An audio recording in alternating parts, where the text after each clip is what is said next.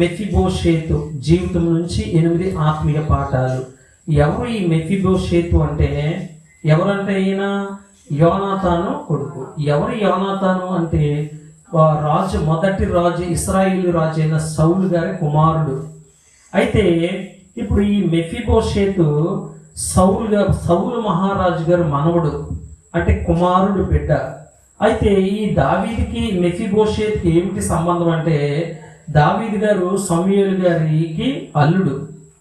అంటే ఇప్పుడు ఈ యోనాతాను ఎవరంటే దావీదు గారికి బావమరిది.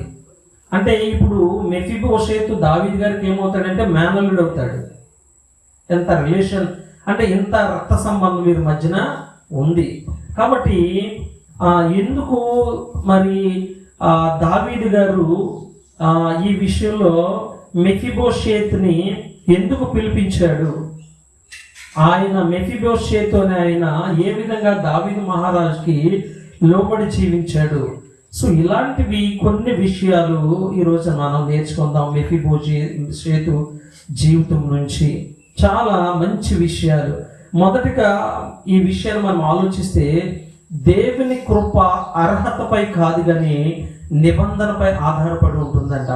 మొట్టమొదటి పాయింట్ ఏంటంటే, దేవుని కృప అర్హతపై కాదు కానీ నిబంధనపై ఆధారపడి ఉంటుందంట. నిబంధన అంటే ఏంటంటే షరతు.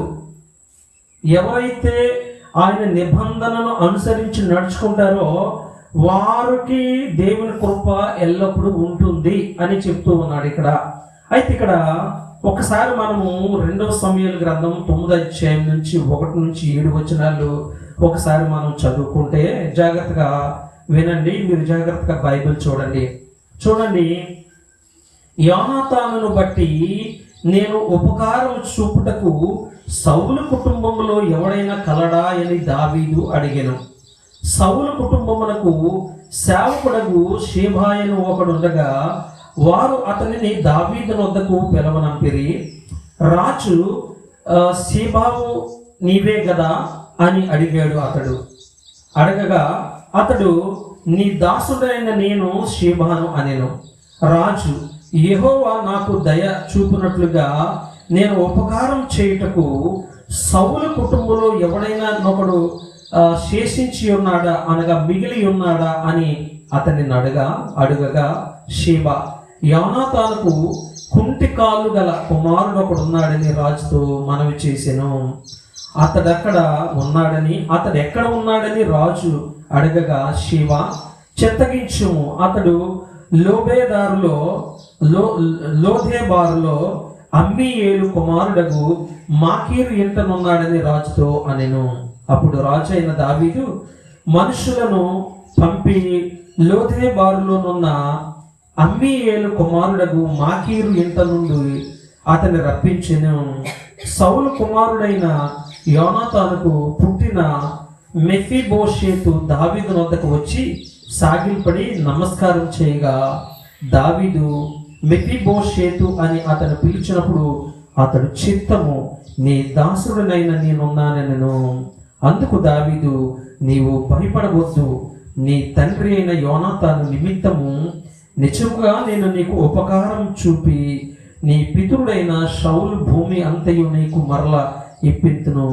మరియు నీవు సదాకాలము నా బల్ల యొద్దనే భోజనము చేయదు అని సెలవీయగా. దేవునికి స్తోత్రం కలుగును గాక. ఈ చదవబడినటువంటి మాటలు మనం గమనించుకుంటే ఇది కేవలము నిబంధనపై మాత్రమే దేవుని కృప ఆధారపడి ఉంటుంది తప్ప అంతేగాని మన అర్హతపై కాదు. నిజానికి ఇక్కడ దావీదు మహారాజు యోనాతానుపై ఉన్నటువంటి ప్రేమను బట్టి ఆ యోనాతానుకు సంబంధించినటువంటి వారు ఎవరైనా బ్రతికి ఉన్నారా అని ఎవరిని అడిగారు? షేబా అనే వ్యక్తిని అడిగారు. అడిగితే షేబా చెప్పాడు, అయ్యా ఉన్నాడు, ఫలానా చోట ఉన్నాడు. ఎక్కడ ఉన్నాడంటే లోదేబారులో ఉన్నాడు. లోదేబారు అనగా ఇక్కడ లోదేబారు అనగా అర్థం ఏంటంటే మతి లేని స్థలం అని. లోబేదారు అనే స్థలానికి ఏం పేరండి? మతి లేని స్థలం, ఆ ఊరు పేరండి. అలాగే అమ్మీయేలు అనే మాటకు అర్థం ఏంటంటే నా జనులు బలవంతులు అని అర్థం. అలాగే ఇక్కడ మాకీరు అనే మాటకు అర్థం ఏంటంటే అమ్మబడినటువంటి వాడు, అంటే మాకీరు యొద్ద ఉన్నాడు. లోధేబార్ అనే ప్రాంతంలో తర్వాత లోధేబార్ అనే ప్రాంతంలో మాకీరు ఇంట ఎవరున్నారు? మెఫీబోషేతు. ఎవరి మెఫీబోషేతు అంటే యోనాతాను కుమారుడు, అంటే సౌలు కుమారుడు, సౌలు రాజు గారి కుమారుడు. వీళ్ళు యుద్ధంలో చనిపోయారండి. వీళ్ళందరూ కూడా యుద్ధంలో చనిపోయారు. ఆ చనిపోయినప్పుడు ఆయన అలా ఒంటరివాడు అయిపోయాడు అనమాట. మెఫీబోషేతు పైగా కుంటివాడు, 2 కాళ్ళు కూడా కుంటే. ఎలా కుంటివాడు అయ్యాడు, దేవుడు ఎలా ఈయన్ని ఆదరించాడు, ఇలాంటి విషయాలు మనము తెలుసుకోవాలి. అయితే ఇక్కడ మెఫీబోషేతుకు రాజ్యంపై హక్కు లేకపోయినా, మెఫీబోషేతు ఎవరికి అసలు ఈ రాజ్యం అంటే ఇశ్రాయేలు అంటే యెరూషలేము రాజ్యం నిజానికి ఎవరిది కావాలి? వారసుడుగా మెఫీబోషేతుకు రావాలి. ఎందుకంటే సౌలు రాజు, సౌలు కుమారుడు ఎవరు? యోనాతాను. యోనాతాను మరణాంతరం ఎవరికి రావాలి? మెఫీబోషేతుకు రావాలి రాజ్యం. కానీ అతనికి రాజ్యాధికారం రాలేదు. అతను ఎక్కడికో పారిపోయాడు. ఎక్కడో ఎవరో పెంచుకుంటున్నారు అతన్ని, లోదేబారులో పెంచుకుంటూ ఉన్నారు. మాకీరు దగ్గర ఉన్నాడు. నిజానికి మరి రాజ్యం అతనికి రావాలి. కానీ ఇప్పుడైతే దావీదు మహారాజు గారికి దేవుడు రాజ్యాన్ని అప్పగించాడు కాబట్టి రాజ్య అధికారం మెఫీబోషేతుకి ఎంత మాత్రమో లేదు. లేకపోయినప్పటికీ యోనాతాను కొరకు, యోనాతాను ఎంతో ఒకరికొకరు ఎంతో మంచి స్నేహితులు వారు. యోనాతాను దావీదు గారు ఎంతో మంచి స్నేహితులు. కాబట్టి ఆయన మరణించిన తరువాత ఆయనకి సంబంధించినటువంటి వారు ఎవరైనా ఉంటే నా వద్దకు తీసుకురండి అని మరి రాజాజ్ఞ అన్నమాట సెలవిచ్చినప్పుడు, అప్పుడు దావీదు ఏం చేశాడంటే యోనాతాను కొరకు దావీదు అతనికి ఎవరికి? మెఫీబోషేతుకి కృప చూపించాడు. అంటే దేవుని ద్వారా ఆ కృప ఆయనకి వచ్చింది. ఎంత గొప్ప కృప చూపించాడు దావీదు మహారాజు. నిజానికి కృప చూపించే అవసరం ఉందా అంటారా? దావీదు గారికి అవసరం ఉందంటారా? లేదు. కానీ ఆ యొక్క స్నేహ సంబంధము, దేవుని యొక్క నిబంధన బట్టి, దావీదుకి ఇచ్చినటువంటి మంచి మనసును బట్టి యోనాతానును జ్ఞాపకం చేసుకుని తన కుటుంబ సభ్యులు ఎవరైనా ఉన్నారా, ఉంటే నా వద్దకు తీసుకురండి అంటే మెఫీబోషేతుకి ఆ దావీదు గారు కృప చూపించాడు. కాబట్టి ప్రియులారా, ఈరోజు మనం కూడా క్రీస్తు నిబంధన వల్ల ఈరోజు మనం కూడా జ్ఞాపకం చేసుకోండి, దేవుని కృపను పొందుచున్నాము. దేవుని కృపను పొందుచున్నామంటే కేవలము క్రీస్తుతో మనకున్న నిబంధన వల్ల. దేవునికి స్తోత్రం కలుగును గాక. ఒకవేళ క్రీస్తుతో మనకి ఏ విధమైనటువంటి నిబంధన సంబంధం లేదనుకోండి, షరతులు లేవనుకోండి, ఈ రోజు మనం ఈ స్థితిలో ఉండేవారమో కాదు, కొట్టుకు చచ్చేవాళ్ళము. లోకంలో ఎంతో మంది గొప్పవారు ఈ లోకంలో ఉన్నారు తెలుసా? ఈ లోకంలో ఎంతో మంది గొప్పవారు ఉన్నారు తెలుసా? వాళ్ళకి మనశ్శాంతి లేవు. ఆస్తి పాస్తులు ఐశ్వర్యములు ఉన్నాయి, అంత చందాలు ఉన్నాయి, కానీ మనశ్శాంతి లేదు కుటుంబాలలో. ఈ రోజునాన్ని ప్రియులారా, ఈ రోజున మనకి ఎంతో కొంత మనశ్శాంతి ఉందంటే కేవలము దేనివల్ల అంటారు? మనము క్రీస్తు నిబంధన వల్ల దేవుని కృపను పొందుకొనుచున్నాము. దేవుని కృపను పొందుకొనుచున్నాము. ఎంత గొప్ప నిబంధన అండి దేవునితో మనకు ఉన్నటువంటి నిబంధన. దావీదు అబ్రహాం గారు కూడా దేవునితో ఉన్నటువంటి నిబంధనను కాపాడుకుంటూ వస్తే అబ్రహాం గారిని, అబ్రహాం గారి కుటుంబాన్ని ఎంతో ఆశీర్వదించాడండి. ఎంతగానో ఆశీర్వదించాడు. దేవునికి స్తోత్రం కలుగును గాక. ఎంత గొప్ప ఆశీర్వాదం అంటే ఆదికాండం 18 అధ్యాయంలో ఉంటుంది, చూసుకోండి. ఇప్పుడు ఎంత అవసరం లేదు, అది మన సబ్జెక్ట్ కాదు. కాబట్టి ప్రియులరా, మనము మన జీవితాల్లో దేవుని కృప అర్హత పై కాదు కానీ దేవుని యొక్క నిబంధనపై ఆధారపడి ఉంటుంది అనే మాటను మన జీవితాల్లో కూడా అన్వయించుకుంటే, ఈ రోజున మెఫీబోషేతు ఎక్కడో నివసిస్తున్నటువంటి మెఫీబోషేతుని దేవుడు తన కృప ద్వారా దావీదు మహారాజు ద్వారా పిలిపించబడ్డాడు రాజ్కోటలోకి. రాజ్యాధికారం లేకపోయినప్పుడు కూడా రాజుతో సమానంగా మరి భోజనం చేయగలిగే స్థితి దేవుడు ఆయనకి ఇవ్వడం జరిగింది. ఇప్పుడు ఇలా ముందుగా చూసుకుందాం. ఎంత గొప్ప మాటలండి ఇవి. ఇంత జ్ఞానం అని జరిగినటువంటి యథార్థమైనటువంటి సంఘటనలు ప్రియులారా, యథార్థమైనటువంటి సంఘటనలు. ఇవి ఎవరో ఊహించి రాసినటువంటివి కాదు ప్రియులారా. ఇదిగో ఈరోజు కూడా యెరూషలేము దేశం ఉంది, ఈరోజు కూడా యెరూషలేము దేశము ఉంది. ఎంత గొప్ప జ్ఞానము. రెండవ విషయంలో చూస్తే వినయమే దేవుని అనుగ్రహానికి ద్వారం అంట. ఎవరైతే వినయ విధేయతలు కలిగి జీవిస్తారో వాళ్ళకి దేవుని అనుగ్రహం ఉంటుందంట. దేవునికి స్తోత్రం కలుగునుగాక. సో వినయమే దేవుని అనుగ్రహానికి ద్వారము. అంటే ప్రతి మనిషి కూడా ఎలా ఉండాలంటే విధేయత కలిగి, వినయము విధేయత కలిగి ఉండాలి దేవుని పట్ల. అందుకుని దేవుని సన్నిధిని అశ్రద్ధ చేయవద్దు అని చెప్తూ ఉన్నాను నేను. దేవుని సన్నిధికి సమయానికి రావాలి. ఈ రోజున దేవుడు నాకు ఏ విషయాన్ని తెలియపరచబోతూ ఉన్నాడు, దాని ద్వారా నా జీవితాన్ని నేను ఎలా మార్చుకోవాలి, నా విశ్వాసాన్ని ఎలా బలపరచుకోవాలి, నా కుటుంబాన్ని నేను దేవుని సన్నిధిలో ఎలా నడిపించుకోవాలి, ఆ జ్ఞానం దేవుడు నాకు ఏ విధంగా బయలుపరచబోతున్నాడని ఆసక్తి ఆతృత కలిగి ఉండాలి ప్రియులారా. కానీ మన జీవితాల్లో చూస్తే అలా అనిపించట్లేదు. సో వినయమే దేవుని అనుగ్రహానికి ద్వారం. చూడండి ఇక్కడ అదే 9వ అధ్యాయము 6-8 వచనాలు ఒకసారి మనం ధ్యానం చేసుకుంటే చూడండి. 6వ వచనం, సౌలు కుమారుడైన యోనాతానుకు పుట్టిన మెఫీబోషెతు దావీదు నొద్దకు వచ్చి సాగిలపడి నమస్కారం చేయగా, దావీదు మెఫీబోషెతు అని అతను పిలిచినప్పుడు అతడు చిత్తము, నీ దాసుడినైనా నేనున్నాను అనెను. 8వ వచనం, అతడు నమస్కరించి చచ్చిన కుక్క వంటి వాడునైనా నా ఎడల నీవు దయచూపుటకు నీ దాసుడునకు నేను ఎంతటి వాడును అని దేవునికి స్తోత్రం కలుగునుగాక. ఎలా పోల్చుకున్నాడండి? చచ్చిన కుక్కతో పోల్చుకున్నాడండి. అంటే వినయ విధేయతలు కలిగి దేవుని ఎదుట ఎవరైతే తన్ను తాను తగ్గించుకుని దేవుని కొరకు జీవిస్తాడో అంటాడు యేసయ్య, విరిగి నలిగిన హృదయమే దేవునికి ఇష్టమే. ఈ రోజున ఎంతమంది గర్విష్ఠులు, ఎంత గర్వంతో నిండి ఉన్నాయంటే మనుషుల యొక్క జీవితాలు, మనుషుల యొక్క హృదయాలు గర్వము, అహంకారము, పొగరు అంటారు దాన్ని.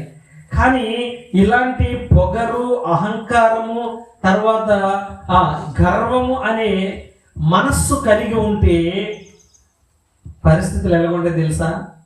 దేవునికి ఇష్టలు కారు ప్రియులారా. చూసారా, రాజుగారి ఎదుట రాజుకి మనవడు, కానీ రాజుగారి మనవడు, గమనిస్తున్నారా మీరు? తన శరీరంలో తన యొక్క రక్త సంబంధి కాబట్టి ఆ యొక్క రాజు లక్షణాలు మెఫీబోషెతుకు ఉండవచ్చు. కానీ రాజు ఎదుట ఎంత విధేయతతో ఆయన మాట్లాడుతున్నాడు చూసారా? చచ్చిన కుక్కతో సమానుడునని, అయ్యా రాజా అని దాసుడును అంటున్నాడు, నన్ను నీ పనివాడిని అంటూ ఉన్నాడు. ఒక్కసారి ఆలోచించండి ప్రియులారా, చచ్చిన కుక్క వంటి వాడినైనా నా ఎడల నీవు దయచూపుటకు నీ దాసుడునగు నేను ఎంతటి వాడును అనెను. నీ దాసుడునగు నేను ఎంతటి వాడును అనెను. ప్రియులారా, ఈ రోజున వినయమే దేవుని అనుగ్రహానికి ద్వారము. మనలో గర్వము, అహంకారము, దుష్టత్వము ఇలాంటి లక్షణాలు ఉంటే ఈ క్షణమే మనం వదిలేసుకుందాం ప్రియులారా. ఎందుకంటే ఒకవేళ అందుకునే దేవునికి విరిగి నలిగిన హృదయం అంటేనే దేవునికి ఇష్టమంట. అలాంటి వారితోనే దేవుడు సన్నిహితంగా ఉంటాడంట. ఎంత గొప్ప మాటలు ప్రియులారా. కాబట్టి మనలో ఏముండకూడదంటే అహంకారం కాకుండా వినయ విధేయతలు కలిగి దేవుని ఎదుట ఎలా ఉండాలమ్మా? వినయ విధేయతలు కలిగి దేవుని ఎదుట నిలబడితే ఆయన మనలను ఎక్కడికి ఉన్నతమైన స్థితిలో దేవుడు చేర్చుతాడు లేదా నిలుపుతాడు ప్రియులారా. ఎవరైతే దేవుని యందు భయము భక్తి కలిగి అహంకారం లేకుండా వినయ విధేయతలతో దేవుని ఎదుట ఎవరైతే నిలబడతారో, ఎవరైతే నడుచుకుంటారో అట్టి వారు ఉన్నతమైన స్థితిలో ఆశీర్వదించబడతారు ప్రియులారా కదా. కదా. మాటలు కాదు ప్రియులారా, చేతలు చూపించడానికి మనం ప్రయత్నిద్దాం. చెప్పడం చాలా తేలిక. ఇక్కడ రాయబడినటువంటి మాటలు మనం ధ్యానం చేసుకుంటున్నాం. దేవుడు ప్రతి విషయాన్ని మనకు పరిశుద్ధాత్మ ద్వారా బయలుపరుస్తూ ఉన్నాడు. సర్వసత్యంలోనికి మనల్ని నడిపిస్తూ ఉన్నప్పుడు మనం కూడా ఈ మెఫీబోషేతు దావీదు మహారాజు గారి ఎదుట ఏ విధంగా వినయ విధేయతలు కలిగి మాట్లాడాడో అలాగే దేవుని ఎదుట మనం కూడా వినయ విధేయతలు కలిగి ఉండాలి ప్రియులారా. ఎప్పుడైతే వినయ విధేయతలు కలిగి దేవుని ఎదుట మనం జీవిస్తామో, ఇప్పుడు మెఫీబోషేతు దావీదు మహారాజు గారి దగ్గర ఏ విధంగా ఆనందకరమైన జీవితాన్ని అనుభవిస్తూ ఉన్నాడో మనం చూడబోతున్నాం ప్రియులారా. ఇలాంటి జీవితం మనకు కూడా కలిగి ఉండాలని నేను కోరుకుంటున్నాను. ఎంత గొప్ప విషయం అండి, ఎంత గొప్ప విషయం. ఇక మూడవ విషయానికి వస్తే, దేవుడు విరిగిన జీవితాలను పునరుద్ధరిస్తాడంట. పునరుద్ధరించడం అంటే మరలా నిర్మిస్తాడంటే కోల్పోనివన్నీ తిరిగి మనకి ఇస్తాడు అని అర్థం. అర్థమైందండి? కోల్పోయినవన్నీ మనకి తిరిగి ఇస్తాడు. రెస్టోర్. దేవుడు విరిగిన జీవితాలను పునరుద్ధరిస్తాడు, అలా విడిచిపెట్టాడు. ఎందుకంటే ఒకసారి ఇదే సమూయేలు గ్రంథము 4వ అధ్యాయము 4వ వచనం ఒకసారి చూద్దాం. 4వ అధ్యాయము 4వ వచనంలో ఏం జరిగింది ఈ మెఫీబోషేతుకి చూద్దాం. సౌలు కుమారుడగు యోనాతానుకు కుంటువాడగు కుమారుడు ఒకడుండెను. ఇశ్రాయేలు నుండి సౌలును గూర్చియు యోనాతానును గురించియు వర్తమానమును వచ్చినప్పుడు వాడు 5 ఏండ్ల వాడు. వాని దాది వానిని ఎత్తుకుని పరుగున పారిపోగా వాడు క్రింద పడి కుంటువాడయ్యను. వాని పేరు మెఫీబోషేతు. ఇంతకీ ఏం జరిగింది? ప్రమాదం జరిగింది. అంటే దాది ఆ యొక్క ప్రాంతం నుంచి పారిపోకుండా తీసుకుని ఇశ్రాయేలు నుండి సౌలును గురించి యోనాతాను గురించి వర్తమానం వచ్చినప్పుడు వాడు 5 ఏండ్ల వాడు. అయితే ప్రమాదం రాబోతుంటే అక్కడి నుంచి తప్పించడానికి దాది 5 ఏండ్ల పిల్లవాడిని తీసుకుని పరుగును పారిపోతూ ఉంటే, ఒకవేళ శత్రువులు చంపేస్తారని భయపడి పారిపోతూ ఉంటే ఆయన కింద పడి 2 కాళ్ళు విరిగిపోయి ఆ విధంగా కుంటివాడయ్యాడు. ఇక 9వ వచనం 13వ వచనం మరొకసారి చూస్తే 9-13 ఒకసారి చూద్దాం. 9వ అధ్యాయము 13వ వచనంలో మెఫీబోషేతు యెరూషలేములో కాపురముండి సదాకాలము రాజు బల్ల యొద్ద భోజనము చేయుచుండెను. అతని కాళ్ళు 2 కుంటివి. దేవునికి స్తోత్రం కలుగును గాక. అయితే ఇక్కడ మనం మాట్లాడుకున్న మాట ఏంటంటే, దేవుడు విరిగిన జీవితాలను పునరుద్ధరిస్తాడు. అంటే ఇప్పుడు మనము కుంటివాడైన మెఫీబోషేతును రాజభోజనానికి కూర్చోబెట్టుకున్నాడు దావీదు మహారాజు గారు. అవునంటారు కదంటారా? రాజు బల్ల మీద, అయ్యో వాడు కుంటివాడు కదా, వాడు అవసరం మనకెందుకులే, వాడిని విడిచిపెట్టేయండి అని దేవుడు అంటే దావీదు మహారాజు మెఫీబోషేతును విడిచిపెట్టాడా? విడిచిపెట్టలేదు పిల్లరా. అతను అంగవైకల్యం అనగా కుంటివాడైనప్పుడు కూడా తనను తీసుకుని రాజు బల్ల దగ్గర అంటే ఆయన దావీదు మహారాజు గారు కూర్చొని భోజనపు బల్ల మీద మెఫీబోషేతు కూడా స్థానం కల్పించాడండి. ఎంత గొప్ప దేవుడు అంటే! రాజు మనసు అంటే మనం నమ్మినటువంటి మన యేసుక్రీస్తు రాజు ఎంత మంచి మనస్సు కలిగినటువంటి వాడో మన జీవితాల్లో ఇది అన్వయించుకుంటే మన బలహీనతలను దేవుని ఆశీర్వాదానికి అడ్డంకులు కావు. దేవునికి స్తోత్రం కలుగును గాక. మనకి కొన్నిసార్లు మనకు బలహీనతలు ఉంటాయి, సమస్యలు ఉంటాయి. ఆ బలహీనతల్లో దేవుడు మనల్ని విడిచిపెట్టడు. అనారోగ్య పాలైనప్పుడు కూడా, ఆటంకములు ఎదురైనప్పుడు కూడా, శ్రమలు ఎదురైనప్పటికీ కూడా దేవుడు మనలను విడిచిపెట్టడు ప్రియులారా. ఎంత గొప్ప మాట అండి. అనుకుంటారు అందరూ, అయ్యో నాకు కాబట్టి సమస్యలు వచ్చినాయి, నేను యేసు ప్రభుని నమ్ముకున్నప్పుడు కూడా ఇదిగో నాకు ఏంటంటే నా జీవితము బాగోలేదు, నా పరిస్థితులు బాగలేవు, నా కుటుంబ జీవితం బాగోలేదని మనం ఏం చేస్తామంటే కలవరపడుతూ ఉంటాం. అందుకనే దేవుడు విరిగిన జీవితాన్ని పునరుద్ధరింప చేస్తాడంట, మరలా తిరిగి కడతాడంటండి. ఏం చేస్తాడంట? కడతాడంట. ప్రియులారా, మన జీవితాన్ని మరలా కడతాడంట. ఈ రోజున మెఫీబోషేతు జీవితంలో చూస్తే అతను వ్యక్తిగతంగా శారీరకంగా కుంటువాడైనప్పుడు కూడా ఏ ఆటంకము కలగలేదు. ప్రియులారా, ఇతని వల్ల మనకి ఏ ఆటంకము లేదు. కుంటువాడైనప్పుడు కూడా రాజుగారి బల్ల మీద కూర్చుని భోజనం చేసే అర్హత దావీదు మహారాజు కల్పించాడు. ప్రియులారా, అలాగే మన జీవితాలు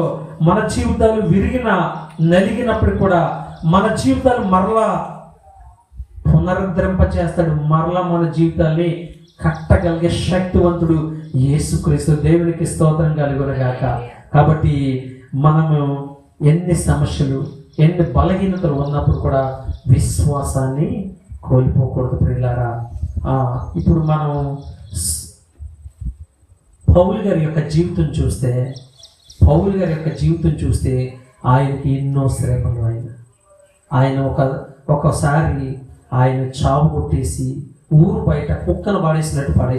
తెలుసా మీకు? ఆయన చంపేయడానికి ఎలాగంటే కుక్కను కొట్టినట్టు కొట్టి ఊరు చివర పడేశారు, కుక్కలాగా పడేశారు. ఆయనే మరలా ఆయన తిరిగి లేచి ప్రక్క ఊరికి వెళ్ళి మళ్ళీ దేవుని యొక్క సువార్తను ప్రకటించాడు. ఎన్ని శ్రమలండి వారి జీవితాల్లో.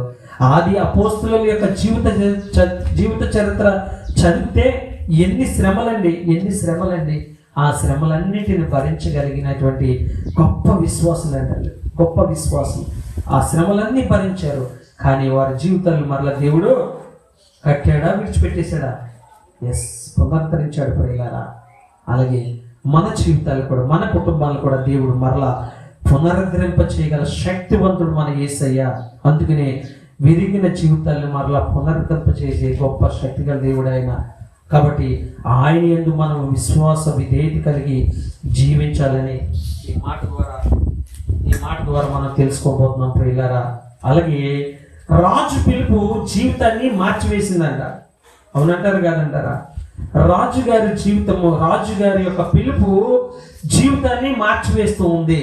ఈ రోజున ఎంత గొప్ప మాట అంటే ఇది చూడండి. 2 సమూయేలు గ్రంథము 9వ అధ్యాయము 5 నుంచి 7 వచనాలు నేను చదువుతాను, జాగ్రత్తగా చూడండి.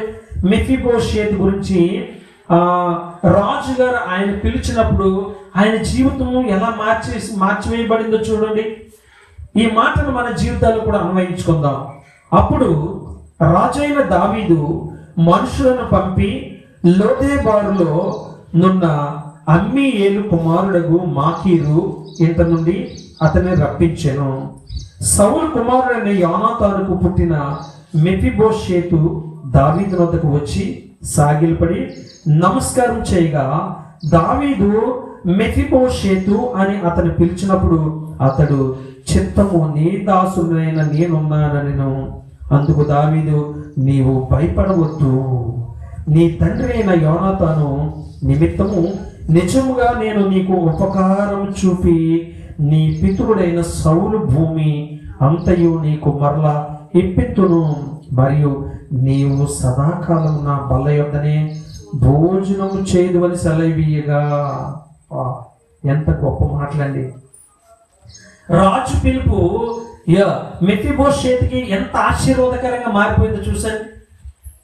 రాజుగారి పిలుపు మెఫీబోషేతు యొక్క జీవితంలో ఎంత మార్పు సంభవించిందో ఒకసారి మనం ఆలోచిస్తే, ఏం చేశాడు ఆయన? లోదేబారులోనే, అంటే మరిచిపోయిన స్థలంలో ఉన్నాడు ఆయన. అంటే ఆ స్థలము పేరేంటి? లోదేబారు అంటే ఏంటి? లోదేబారు అంటే ఏంటంటే అమ్మబడిన వాడు లేదా క్షమించాలి 8 మతిలేని స్థలం అంట. మరిచిపోయినటువంటి స్థలం, మతిలేని స్థలము, మరిచిపోయినటువంటి స్థలం అంటే అది ఎవరికి జ్ఞాపకం లేదు. అలాంటి ప్రాంతంలో ఉన్నటువంటి మెఫీబోషేతుని దావీదు మహారాజు గారు పిలిపించి మరలా ఏమన్నాడు? మీ తాతగారి ఆస్తి అంతా, పొలము, భూమి అంతా నీకు తిరిగి నేను ఇప్పించేస్తాను. దేవునికి స్తోత్రం కలుగును గాక. అంటే సౌలు అంటే మెఫీబోషేతు కూడా రాజకుమారుడే, రాజవంశమే. కానీ పరిస్థితులు మారిపోయి ఇక్కడ ఒక విషయం గమనించాలి. ఎవరైతే దేవుని యందు విధేయత కలిగి, భయభక్తులు కలిగి ఆయన అనుసరించి నడుచుకుంటారో వారి పిల్లలు ఆశీర్వదించబడతారు. నన్ను నమ్మిన వాళ్ళందరూ దేవుని స్తోత్రం చెప్పండి. ఎవరైతే దేవునికి అవిధేయతగా, అజ్ఞానంగా దేవుని విసర్జించి లోకంలో బ్రతుకుతారో వారి పిల్లలు కూడా ఆశీర్వాదాలు ఉండవు ప్రియులారా. అందుకనే మెఫీబోషేతు ఎక్కడికి వెళ్ళిపోయాడు తెలుసా? మత్తి లేని స్థలంలో, విడిచిపెట్టబడినటువంటి స్థలానికి పోయాడు. చూసారా? ఎందుకంటే సౌలు మహారాజు దేవునికి భయపడలేదు. ఇశ్రాయేలీయుడు అయినప్పుడు కూడా దేవునికి గౌరవం ఇవ్వలేదు, దేవునికి లోబడి జీవించలేదు, దేవుడు ఇచ్చినటువంటి అధికారాన్ని దుర్వినియోగం చేసుకున్నాడు. అందుకని శ్రమలు అనుభవించాడు. కుటుంబం అంతా కూడా యుద్ధంలో ఫిలిస్తీన్ల చేతిలో చనిపోయారు ప్రియులారా. చాలా మొండేలు తీసుకెళ్ళిపోయినారు ఫిలిస్తీన్లు. వాళ్ళ కోట కట్టుకున్నారు. ఈ రోజున మన జీవితాలు కూడా మనము తల్లిదండ్రులుగా దేవునికి విధేయతగా జీవిస్తే మన బిడ్డలు, వారి బిడ్డలు కూడా ఆశీర్వదించబడతారండి. అదే చెప్తూ ఉన్నాను ప్రియులారా. దేవునికి ఇవ్వాల్సినటువంటి సమయం దేవునికి ఇద్దాం, దేవునికి ఇవ్వాల్సిన మర్యాద దేవునికి ఇద్దాం. దేవుని ఏ విధంగా స్తుతించాలో, దేవునికి ఏ విధంగా లోబడి జీవించాలో ఈ లోకంలో మనం నేర్చుకుందాం ప్రియులారా. మన ద్వారా మన పిల్లల జీవితాలు కూడా ఆశీర్వాదకరంగా ఉంటాయి. అర్ధాంతపు చావులుండు, అనారోగ్యాలుండు. ఒకవేళ ఉన్నప్పుడు కూడా దేవుడు మనల్ని విడిచిపెట్టడు. విరిగి నలిగిన జీవితాలు మళ్ళా పునరుద్ధరింపజేస్తాడు. అయ్యా మెఫీబోషేతు, భయపడవద్దు, నేనున్నాను. రాజు పిలిస్తే జీవితమే మారిపోతుందండి. యేసుక్రీస్తు వారు పిలిస్తే, యేసుక్రీస్తు వారు మనల్ని ప్రేమిస్తే, యేసుక్రీస్తు వారు నిన్ను ప్రేమిస్తే నీ జీవితమే మారిపోతుంది. ఆయన రాజు అండి, రాజులకు రాజు, ప్రభువులకు ప్రభు అన్నాడంటే. Is the king of the Kings. మంచి మాట ఇంగ్లీష్లో ఉంటాడు. Is the king of Kings. రాజులకు రాజు. ఎంత గొప్ప దేవుడు అండి. యేసు పిలుపు మన జీవితానికి కొత్త ఆరంభాన్ని ఇస్తుందంట. దేవునికి స్తోత్రం కలుగును గాక. దేవుని పిలుపు, యేసుక్రీస్తు పిలుపు మన జీవితానికి ఒక కొత్త ప్రారంభం. చాలా మంది యేసుక్రీస్తుని తెలుసుకోలేకపోతున్నారు, యేసుక్రీస్తు గొప్పతనాన్ని తెలుసుకోలేకపోతున్నారు. ఈ రోజున యేసుక్రీస్తు ద్వారానే, ఈ రోజున తారీఖు ఎంతండి? 26 జూలై 2026 సంవత్సరం. సమయము 11:35 కావస్తుందంటే దానికి కారణం ఎవరో తెలుసా? యేసుక్రీస్తు వారండి. కాలానికి జన్ముడండి ఆయన, కారణ జన్ముడండి. ఈ కాలాన్ని లెక్కించడానికి గల కారకుడు అయ్యాడండి. చరిత్ర పురుషుడండి ఆయన, యుగ పురుషుడు అంటారు ఆయన. ఎంత గొప్ప మాటలండి. అలాంటి యేసుక్రీస్తు వారిని అంగీకరించినటువంటి వారు ఎంతో మంది లోకంలో ఉన్నారు ప్రియులారా.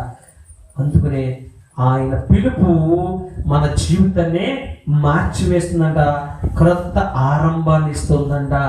ఇచ్చిందా లేదా మన జీవితానికి? ఎస్ ప్రియులారా. ఈ రోజున కాబట్టి యేసుక్రీస్తు యొక్క పిలుపు కొరకు నిరీక్షించబడవాడు ఎదురు చూడాలి. ఆయన పిలుపు కొరకు ఎదురు చూడాలి ప్రియులారా.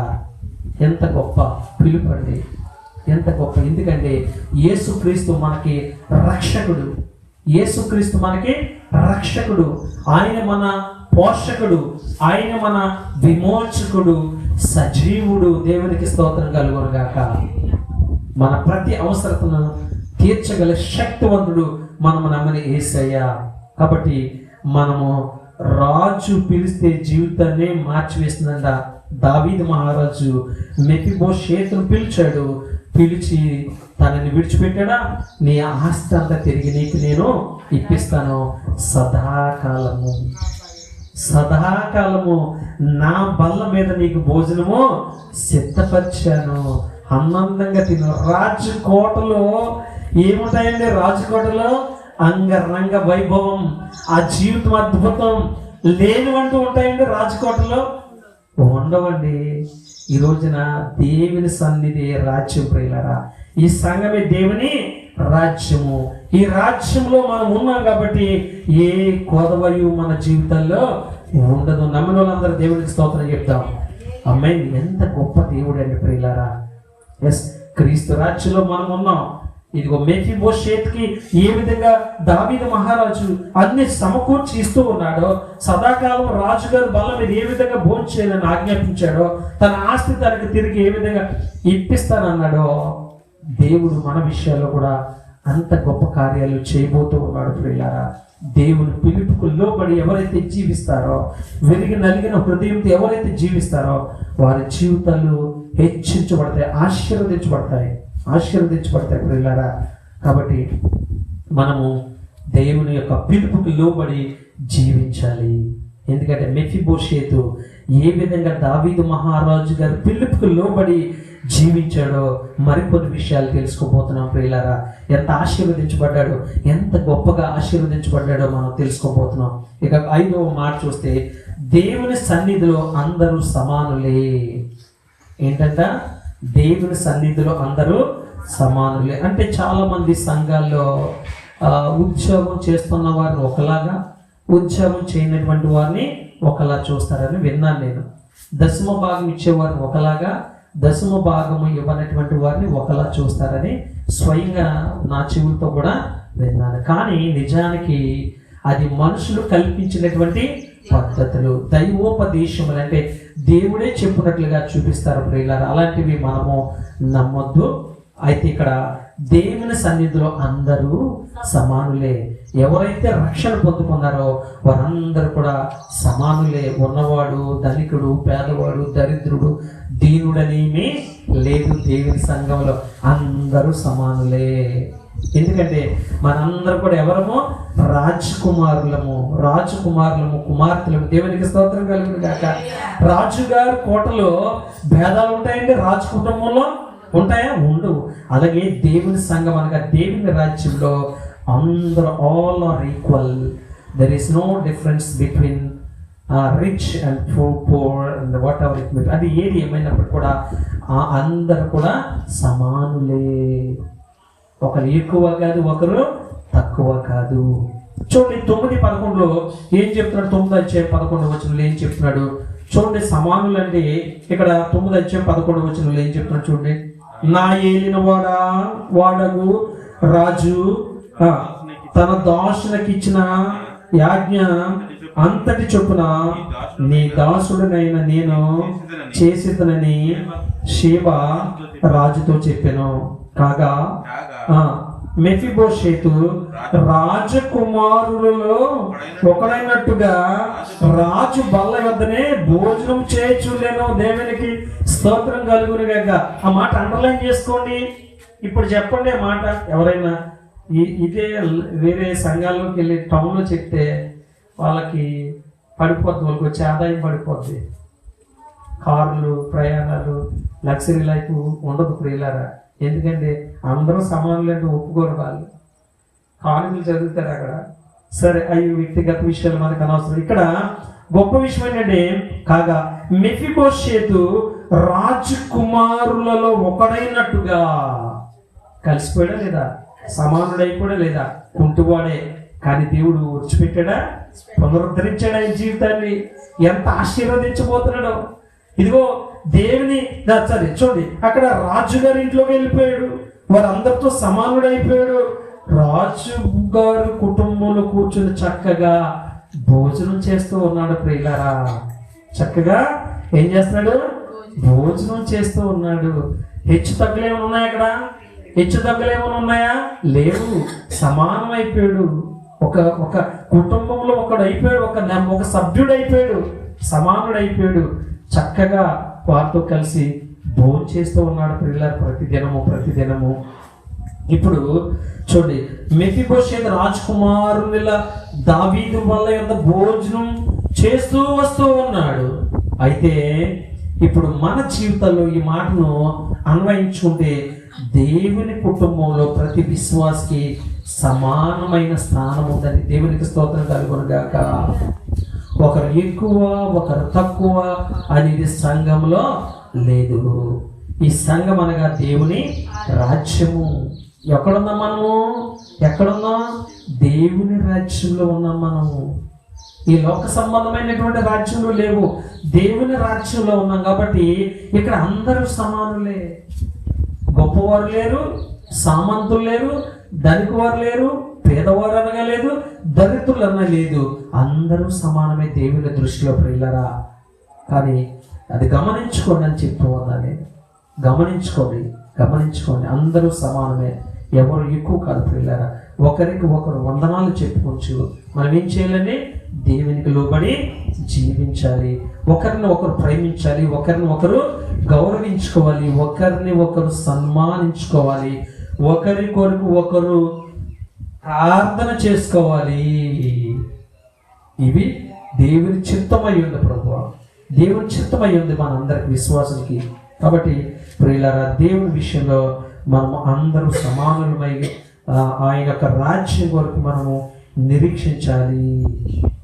ఇక 6వ విషయానికి వస్తే, నిజమైన విశ్వాసం కష్టకాలంలో కనిపిస్తూ ఉంది ప్రియులారా. అబ్బా, ఇది చాలా కఠినమైన మాటే. నిజమైన విశ్వాసం ఎప్పుడు కనిపించాలి? కష్టకాలంలో కనిపించాలి. అన్నీ ఉండి కడుపు నిండుగా ఉంటే మనకు సమస్యలు ఏం తెలుస్తాయి? సడన్ గా కరువు వచ్చిందనుకో, ఆ కరువు వచ్చినప్పుడు మరి ఆ కుటుంబాన్ని పోషించుకున్నప్పుడు గొప్పతనం ఉంటుంది. అవునంటారు కదంటారా? ఇప్పుడు యజమాని ఆరోగ్యంగా ఉండి చక్కగా డబ్బులు తెచ్చి ఇస్తున్నాడు వారం, నీకే లోటు లేదు. యజమానికి అనారోగ్య పాలయ్యాడు, కొంతకాలం డబ్బులు లేవు. అలాంటి సమయంలో ఏం చేయాలి? విడిచిపెట్టి వెళ్ళిపోవాలా? నీ వల్ల ఉపయోగం లేదు, యు ఆర్ వేస్ట్ ఫెలో అని వెళ్ళిపోవాలా? అలాంటి కష్టకాలంలో ఏం చేయాలి? మనము నిలబడగలగాలి, సంసారాన్ని నడిపించాలి. అది గొప్ప సంగతి ప్రియులారా. అన్నీ ఉన్నప్పుడు నువ్వు చేసేదేంటి సంసారం?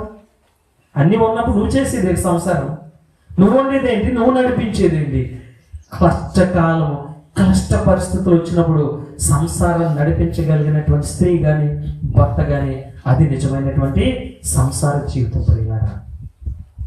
అలాగే ఇక్కడ చెప్తున్నాడు, నిజమైన విశ్వాసము కష్టకాలంలో కనిపిస్తూ ఉందంట. కష్టకాలంలో మనకి ఎన్నో శ్రమలు వస్తాయి.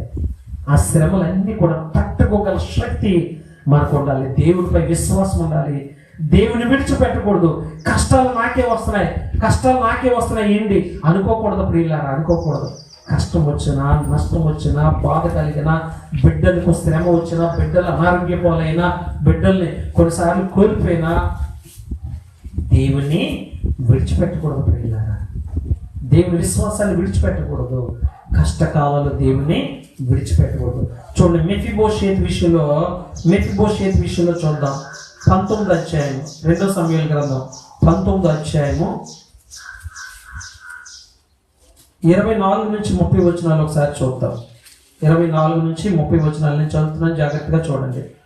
సో మెఫీబోషేతు నమ్మకత్వం చూడండి. ఏం జరిగింది?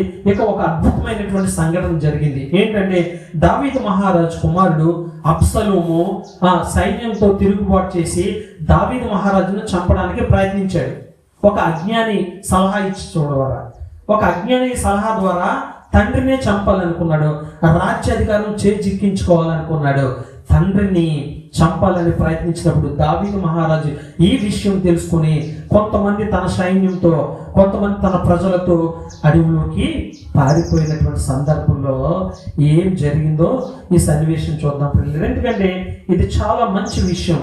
ఇలాంటి సమయంలో మెఫీబోషేతు నమ్మకంగా ఉన్నాడా లేదా నమ్మకం కోల్పోయాడా అనేది విషయం మనం తెలుసుకుంటున్నాం ప్రియులారా. మరియు సౌలు కుమారుడు మెఫీబోషేతు రాజు ఎదుర్కొనుటకు వచ్చెను.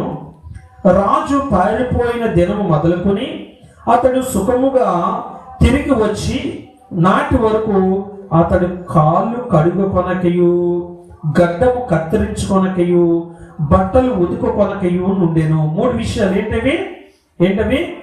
ముఖము, అతడు సుఖముగా తిరిగి వచ్చి నాటి వరకు అతడు కాళ్ళు కడుక్కోలేదు, అంటే స్నానం చేయలేదు. గడ్డము కత్తిరించుకోలేదు, అంటే క్షవరం చేయించుకోనలేదు. తర్వాత బట్టలు ఉదుకుకొనలేవు, మాసిపోయి వాసన వచ్చిన అవే బట్టలతో ఉన్నాడు. దుఃఖంతో ఇక్కడ మనం పరిస్థితులు చూస్తున్నాం. ఎవరు?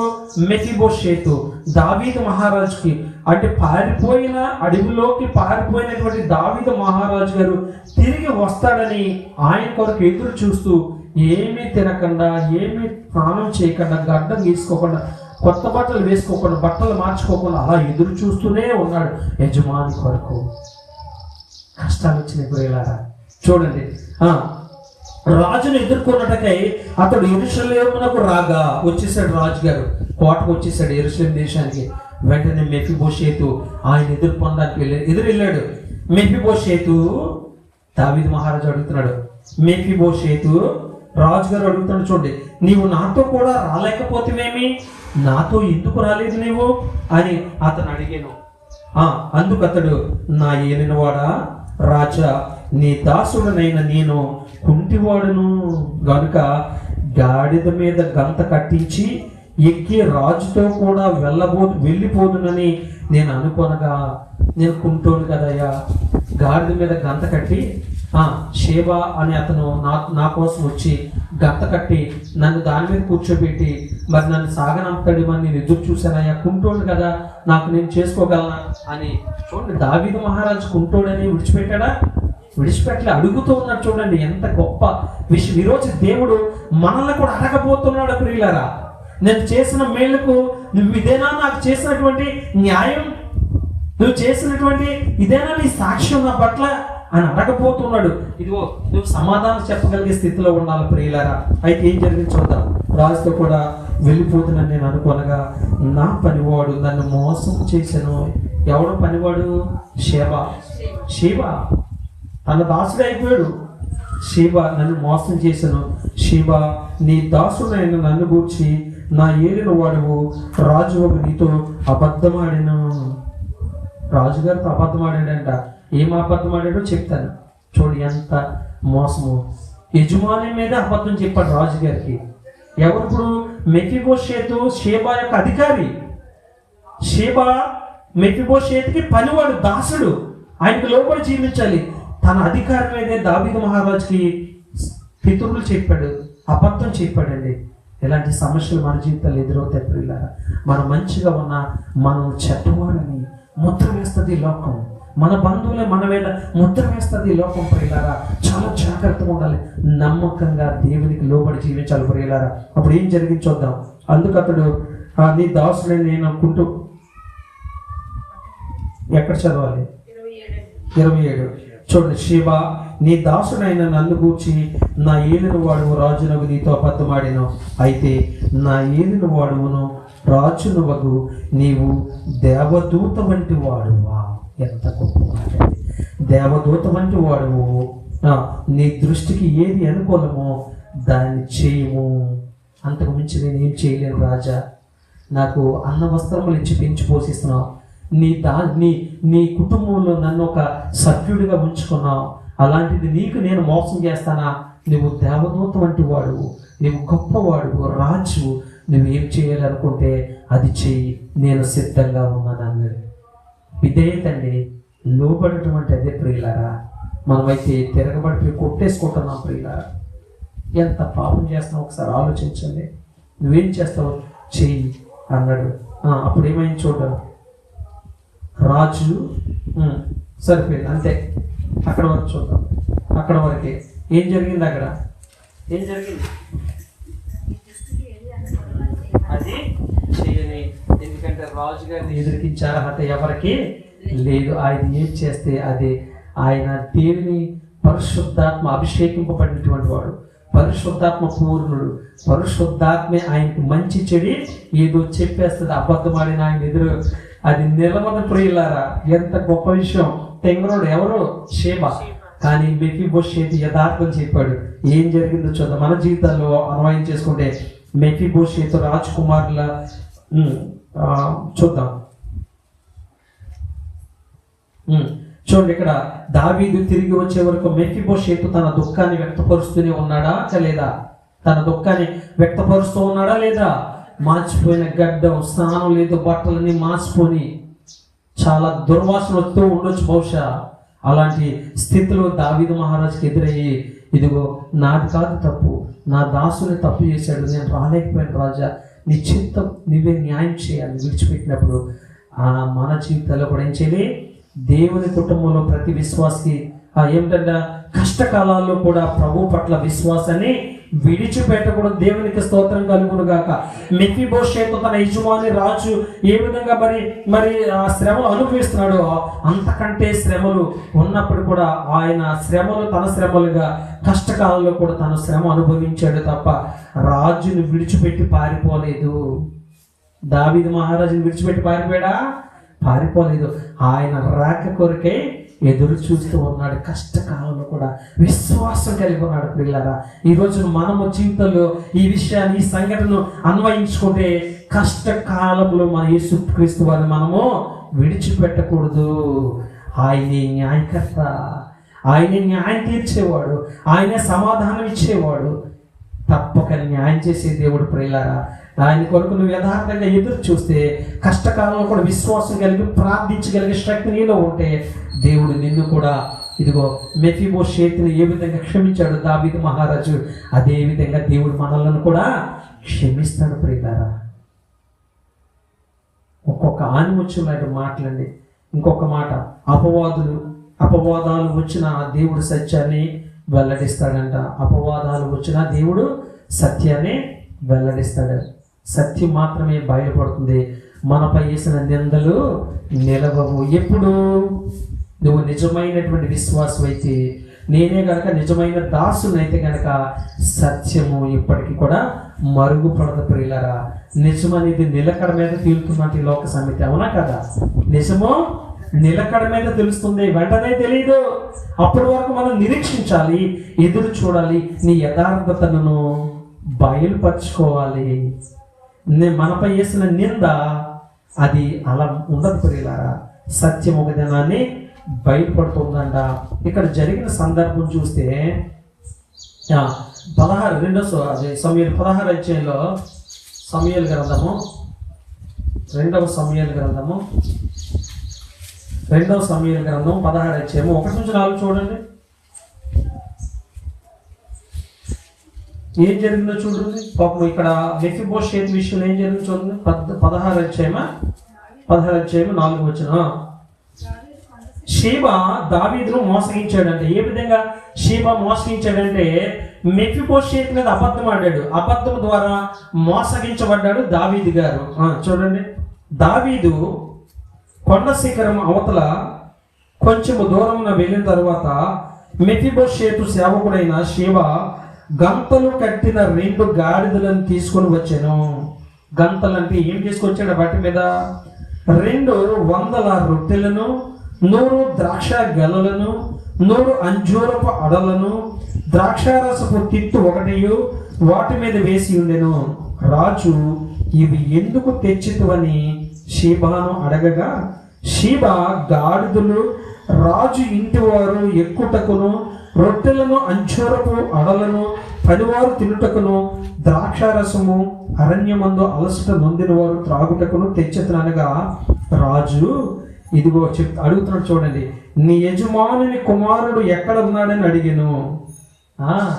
దావీదు విడిచిపెట్టలేదు, కుంటోడైనా అతను నాతో ఎందుకు రాలేదు, నేను అంత ప్రేమించాను కదా. మనిషి చూసారా, మనిషికి ఉంటుంది పాపం. అప్పుడు ఏం జరిగింది చదవండి.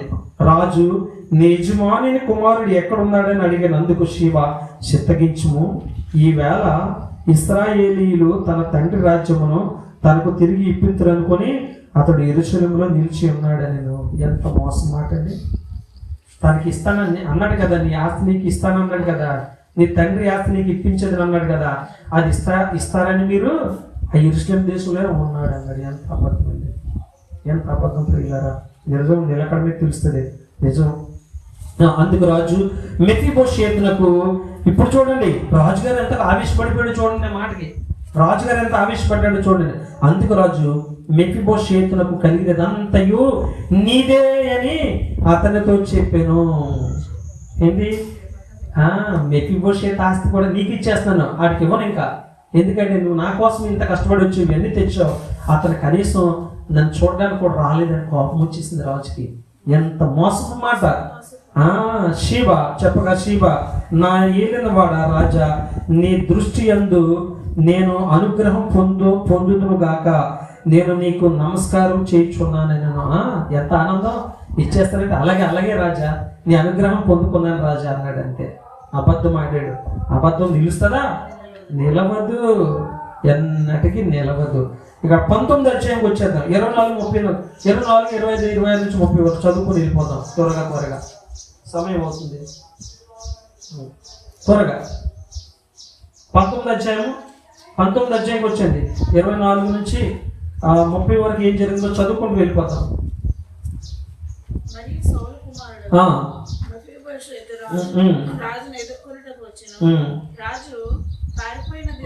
పారిపోయిన దినము మొదలుకొని అతడు సుఖముగా తిరిగి వచ్చిన నాటి వరకు కాలు కడక్కునయు గడ్డం కత్తిరించుకొనకియు. యథార్థమా ఇది అబద్ధమా? ఇది యథార్థం.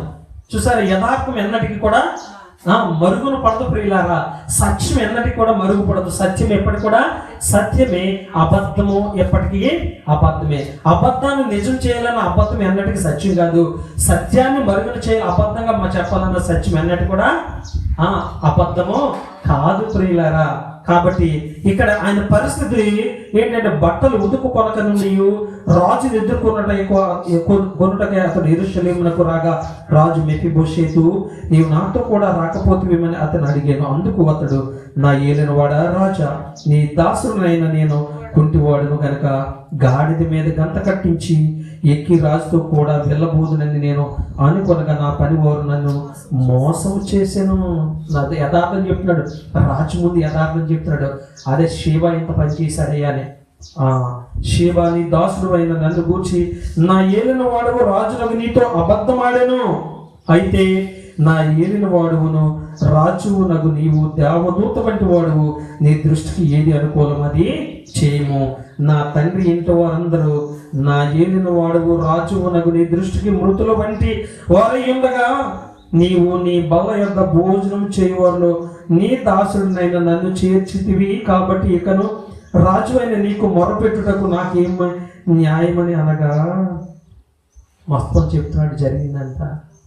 ఏడుపు వస్తుంది నాకైతే ఏడుపు వస్తుంది. ఇలాంటి మోసకరమైనటువంటి లోకంలో రాజు, నీ సంగతిలో నీవు ఇందులకు ఎత్తుదువు, నీవును సేబాయిను భూమిని పంచుకునుడని నేను ఆజ్ఞ ఇచ్చి తిని కదా అని.